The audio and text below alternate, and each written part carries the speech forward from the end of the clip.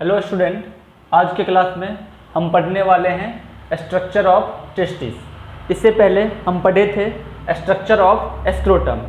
हमारा जो टेस्टिस है वो हमारे एब्डोमिनल कैविटी के बाहर एक पाउच लाइक स्ट्रक्चर जिसे हम स्क्रोटम नाम दिए थे उसमें ये प्रेजेंट था।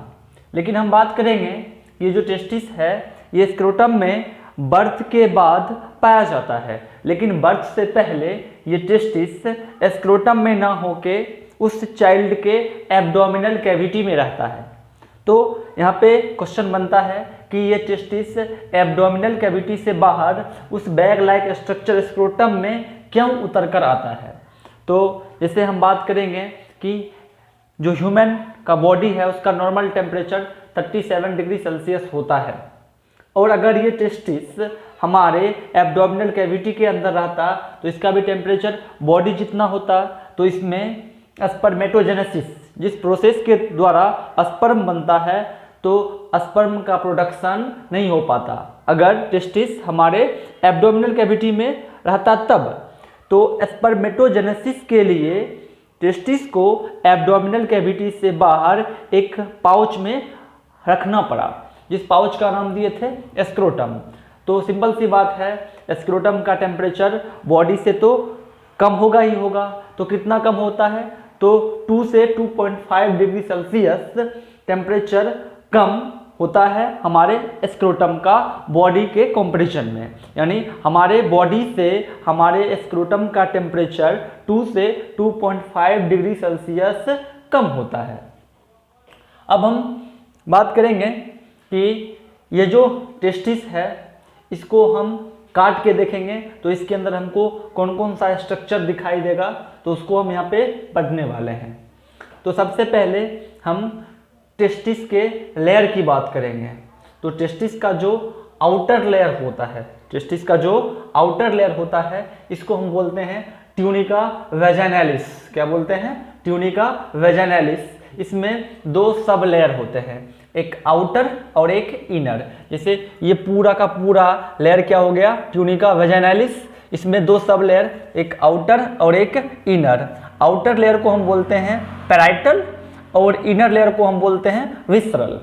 आउटर लेयर को बोलते हैं पैराइटल और इनर लेयर को हम बोलते हैं विसरल। और इस दोनों लेयर के बीच जो कैविटी है इसको हम बोलते हैं वेजाइनालिस कैविटी। क्या बोलते हैं? वेजाइनालिस कैविटी या वेजाइनल सैक। इसमें कुछ फ्लूइड भरे होते हैं। तो ये जो कैविटी है, वेजाइनल सैक है, ये किस किस 2 मेम्ब्रेन के बीच पाया जाता है? तो पैराइटल और विसरल। और इस पूरे लेयर को एक साथ हम बोलेंगे ट्यूनिका वेजाइनालिस। अब हम बात करेंगे कि ट्यूनिका वेजाइनालिस का जो नेक्स्ट अंदर की तरफ जो लेयर होगा उसका नाम देंगे ट्यूनिका एल्बुजिनिया। और ये जो ट्यूनिका एल्बुजिनिया होता है ये टेस्टिस के अंदर सेप्टम बनाने का काम करता है। तो मीडियास्टाइनम टेस्टिस जो होगा वो किसका बना होगा? तो वो बना होगा ट्यूनिका एल्बुजिनिया का बना होगा। अब हम बात करेंगे कि जो इसके अंदर और एक लेयर होता है उसका नाम है ट्यूनिका वैस्कुलोसा। क्या नाम है? Tunica vasculosa. अब हम बात करेंगे कि जब हम टेस्टिस को काट के देखें तो इसके अंदर हमको बहुत सारे छोटे छोटे कंपार्टमेंट नज़र आए, छोटे छोटे लोब नज़र आए। तो जब इसको हम काउंट किए तो इसका नंबर लगभग 250 था। कितना था? 250 था। तो बहुत सारे हमको कंपार्टमेंट नज़र आया, तो एक कंपार्टमेंट का हम नाम दे दिए लोब। तो ये लोब किसका है? तो टेस्टिस का लोब है। तो इस लोब का पूरा नाम क्या देंगे? तो टेस्टिकुलर लोब्यूल्स। तो जब हम टेस्टिस को काट के देखें तो इसके अंदर टेस्टिकुलर लोब्यूल्स का जो नंबर था वो 250 था। तो ऐसा हम बोल सकते हैं कि 250 testicular lobules present in each testis. 250 testicular lobules present each testis. इसमें कोई दिक्कत नहीं होगी। फिर हम एक टेस्टिकुलर लोब्यूल्स को गौर से जूम करके देखें तो इसके अंदर हमको 1 to 3 हाईली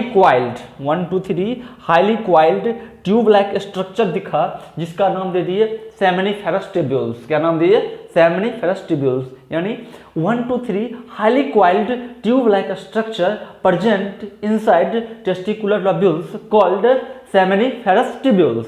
यानी टेस्टिकुलर लोब्यूल्स के अंदर 1 to 3 हाईली क्वाइल्ड जो ट्यूब लाइक स्ट्रक्चर दिखेंगे, इसका नाम क्या देंगे, सेमिनिफेरस ट्यूब्यूल्स। यानी स्पर्म का जो प्रोडक्शन होता है, स्पर्मेटोजेनेसिस प्रोसेस जो चलता है, वो सेमिनिफेरस ट्यूब्यूल्स के अंदर ही चलता है। सेमिनिफेरस ट्यूब्यूल्स के अंदर ही स्पर्म का प्रोडक्शन होता है।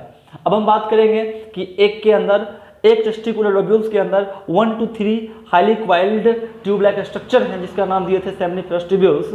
तो एक टेस्टिकुलर लोब्यूल्स में 1 to 3 सेमिनिफेरस ट्यूब्यूल्स हैं, तो पूरे होल टेस्टिस के अंदर कितने सेमिनिफेरस ट्यूब्यूल्स होंगे, तो 750 to 1000 seminiferous tubules in testis, whole testis. इसमें किसी कोई दिक्कत वाली बात नहीं है। अब हम बात करेंगे इस सेमिनिफेरस ट्यूब्यूल्स के अंदर स्पर्म का प्रोडक्शन हो रहा है, इसके अंदर स्पर्मेटोजेनेसिस प्रोसेस चल रहा है। तो जितने भी सेमिनिफेरस ट्यूब्यूल्स होंगे, यानी 750 से 1000 सेमिनिफेरस ट्यूब्यूल्स हैं, सभी के अंदर स्पर्म बन के एक कॉमन नेट में ओपन होगा। सभी सेमिनिफेरस ट्यूब्यूल से जो स्पर्म आएंगे वो एक कॉमन नेट में ओपन होंगे। इस कॉमन नेट का नाम है रेटेटेस्टिस। क्या नाम है, रेटेटेस्टिस। जितने भी सेमिनिफेरस ट्यूब्यूल्स हैं, सभी के स्पर्म एक कॉमन नेट में ओपन होंगे। इस कॉमन नेट का नाम क्या है, रेटेटेस्टिस। अब हम बात करेंगे कि जो रेटेटेस्टिस है, इससे कुछ ट्यूब अराइज होते हैं। रेटेटेस्टिस से कुछ ट्यूब अराइज होते हैं, जिसका नाम देते हैं वासा इफ्रेंसिया। क्या नाम देते हैं, वासा इफ्रेंसिया। और ये जो वासा इफ्रेंसिया है, ये एक ट्यूब में ओपन होता है। इस पूरे ट्यूब का नाम है एपिडिडाइमिस। इस पूरे ट्यूब का नाम क्या है, एपिडिडाइमिस। हम बात करेंगे रेटेटेस्टिस से कुछ ट्यूब अराइज हुए थे, जिस ट्यूब का नाम था वासा इफ्रेंसिया। और ये ट्यूब एक बड़े से ट्यूब में ओपन हुआ था। इस बड़े से ट्यूब का नाम क्या है, एपिडिडाइमिस। इस बड़े से ट्यूब का 3 पार्ट होता है, एक ऊपर वाला पार्ट, एक बीच वाला पार्ट और एक टेल पार्ट, यानी निचला पार्ट। तो इसके ऊपर वाले पार्ट को हम बोलते हैं केपट एपिडिडाइमिस। इसका नाम ग्लोबस मेजर भी है। बीच वाले पार्ट को हम बोलते हैं बॉडी ऑफ एपिडिडाइमिस और लास्ट वाले पार्ट, टेल पार्ट को हम बोलते हैं कौडा एपिडिडाइमिस। इसको हम ग्लोबस माइनर भी बोलते हैं। अब हम बात करेंगे कि एपिडिडाइमिस का कितना पार्ट है, तो एपिडिडाइमिस का 3 पार्ट है। शुरू वाले पार्ट को हम बोलेंगे केपट एपिडिडाइमिस, बीच वाले को बोलेंगे बॉडी ऑफ एपिडिडाइमिस और एंड वाले पार्ट को, टेल वाले पार्ट को हम बोलेंगे कौडा एपिडिडाइमिस। कौडा का मतलब ये होता है टेल। अब हम बात करेंगे कि जो वास इफ्रेंसिया है वो ओपन किस पार्ट में होता है, केपट में, बॉडी में या कौडा में। तो आपको दिख ही रहा है कि जो वास इफ्रेंसिया है वो केपट एपिडिडाइमिस में ओपन होता है। अब हम बात करेंगे कि जो कौडा एपिडिडाइमिस है, यहाँ से एक ट्यूब अराइज होता है जिसका नाम है वास डिफरेंस। ये जो वास डिफरेंस है, ये स्पर्म को यूरेथ्रा तक पहुँचाता है। इसके बीच में वास डिफरेंस और यूरेथ्रा के बीच में भी बहुत सारे पाथवे आते हैं, जैसे कि वास डिफरेंस का एम्पुला हो गया, इजैकुलेटरी डक्ट हो गया। उसके बाद कुछ सेक्स ग्लैंड अपना सिक्रेशन डालते हैं। तो यहाँ पे आपको हम डायरेक्ट लिख दिए, जब हम पाथवे बताएंगे तो उसको अच्छे से क्लियर करेंगे। अब हम बात करेंगे कि ये जो टेस्टिस है, इसके अंदर स्पर्म का प्रोडक्शन हो गया और किस किस पाथवे के थ्रू वो हमारे यूरेथ्रा तक पहुँचा, इसको हम एक बार रिवाइज कर लेते हैं। तो सबसे पहले आपको क्या दिखा, सेमिनिफेरस ट्यूब्यूल्स दिखा। सेमिनिफेरस ट्यूब्यूल्स एक ट्यूब के द्वारा नेट में खुलेंगे। इस नेट का नाम क्या है, रेटेटेस्टिस। और सेमिनिफेरस ट्यूब्यूल्स जिस ट्यूब के द्वारा रेटेटेस्टिस में खुले थे, उस ट्यूब का नाम है ट्यूबुला रेक्टाई। क्या नाम है, ट्यूबुला रेक्टाई। फिर हम बात करेंगे रेटेटेस्टिस से कुछ ट्यूब अराइज हुए थे, जिसका नाम था वासा इफ्रेंसिया। वो किस में खुले थे, तो एपिडिडाइमिस में। एपिडिडाइमिस से ट्यूब अराइज हुआ था जिसका नाम था वास डिफरेंस। और वास डिफरेंस फिर डिफरेंट पाथवे से, ग्लैंड से मिलते हुए वो यूरेथ्रा में चला जाएगा। तो हम बात करेंगे सबसे पहले सेमिनिफेरस ट्यूब्यूल्स, उसके बाद ट्यूबुला रेक्टाई, फिर रेटेटेस्टिस, फिर वास इफ्रेंसिया, फिर एपिडिडाइमिस और फिर वास डिफरेंस। और फिर रास्ते में कुछ ग्लैंड्स और कुछ पाथवे, और इसका ओपनिंग कहाँ पे होगा, यूरेथ्रा के अंदर। तो टेस्टिस के अंदर कौन सा स्ट्रक्चर पाया जा रहा था, उसके अंदर स्पर्म का प्रोडक्शन किस पार्ट में हो रहा था, कैसे ट्रेवल कर रहा था, इस सारी चीज़ के बारे में हम जानकारी ले चुके हैं। अब हम नेक्स्ट क्लास में पढ़ेंगे कि सेमनीफेरस ट्यूब्यूल्स के अंदर और कौन कौन से सेल पाए जाते हैं और एक स्पर्म को यूरेथ्रा तक पहुंचाने के लिए किस किस पाथवे का हेल्प लेना पड़ेगा। इस सभी चीज़ों के बारे में हम पढ़ेंगे। Thank you.